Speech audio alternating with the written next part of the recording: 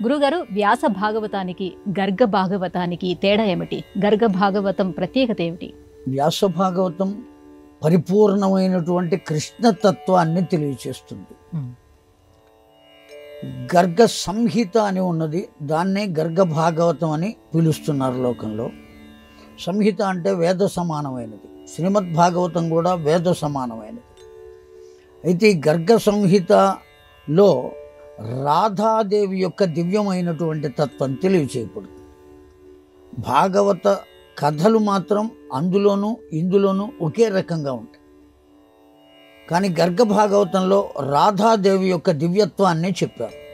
భాగవతంలో రాధాదేవి అసలు ఎక్కడ కనపడదు. దేవి భాగవతంలో రాధాదేవి గురించి కొద్దిగా తెలియజేశారు వ్యాస భగవానుడు. అలా తెలియచేయకపోవటానికి కారణం మనం చెప్పుకోవాలి. గర్గ భాగవతం ఏం చెబుతోంది అంటే రాధాదేవి యొక్క దివ్యమైనటువంటి తత్వం మొత్తాన్ని తెలియజేస్తుంది. వ్యాస భాగవతం కృష్ణ పరమాత్మ యొక్క దివ్యమైన తత్వాన్ని తెలియచేస్తుంది.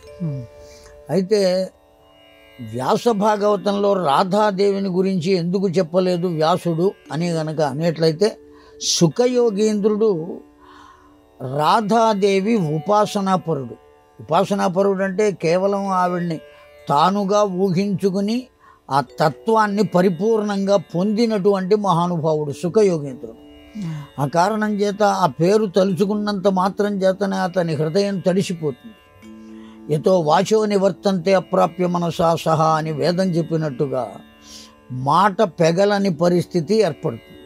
పరీక్షణ్ మహారాజుగా అయితే భాగవతాన్ని చెప్పాలి కదా, అందుకోసమని ఆ రాధాదేవిని తలుచుకోకుండానే రాధాదేవి తత్వాన్ని అంతర్లీనంగా బోధించాడు భాగవతంలో. ఎవరు అంటే శుకయోగీంద్రుడు. మరి గర్గ భాగవతం ఏమిటయ్యా అంటే, ఈ యాదవులకందరికీ కులగురువు అయినటువంటి వారు గర్గాచార్యుల వారు.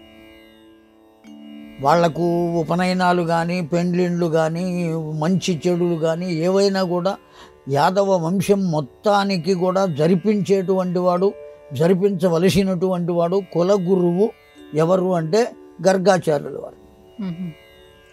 కృష్ణ పరమాత్మ పసితనంలోనే నందుని ఇంటికి చేరినప్పుడు, అలాగే దేవకీదేవి యొక్క సప్తమ గర్భాన్ని మహామాయ ద్వారా దేవకీదేవి గర్భంలో నుంచి ఆ పిండమును ఆదత్తం చేసి నందుని ఇంట ఉన్నటువంటి రోహిణీదేవి గర్భంలో ప్రవేశపెట్టించి, ఆ ప్రవేశం ద్వారా జన్మించినటువంటి పిల్లవాడికి, నందుని ఇంట చేరిన పసివాడికి కూడా బలరాముడు కృష్ణయ్య అని నామకరణం చేసిన వాడు కూడా గర్గాచార్యుల వారి. కనుక యాదవుల మొత్తానికి పురోహితుడు ఆయన.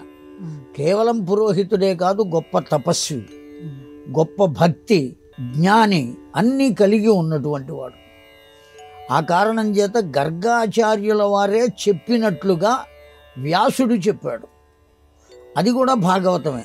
దాన్ని గర్గ సంహిత అన్నారు. ఆ గర్గ సంహిత మొత్తం అంతా కూడా దేన్ని తెలియజేస్తోంది అంటే రాధాదేవి యొక్క చరిత్రను తెలుపుతుంది. వ్యాసుడు నారదుని యొక్క ఉపదేశం చేత భాగవతాన్ని రచించాడు.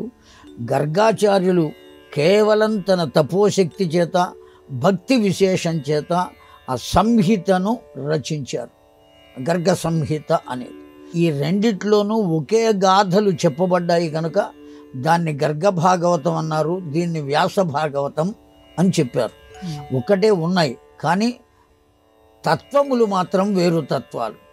అది పరిపూర్ణమైనటువంటి మోక్షతత్వం, ఇది పరిపూర్ణమైనటువంటి క్రియాయోగ తత్వం. శ్రీకృష్ణ పరమాత్మది కార్యోన్ముఖుణ్ణి చేయించటం, అది తేడా ఈ రెండిటికి. అంతే తప్ప గాథాపరంగా రెండు మాత్రం ఒక్కటే.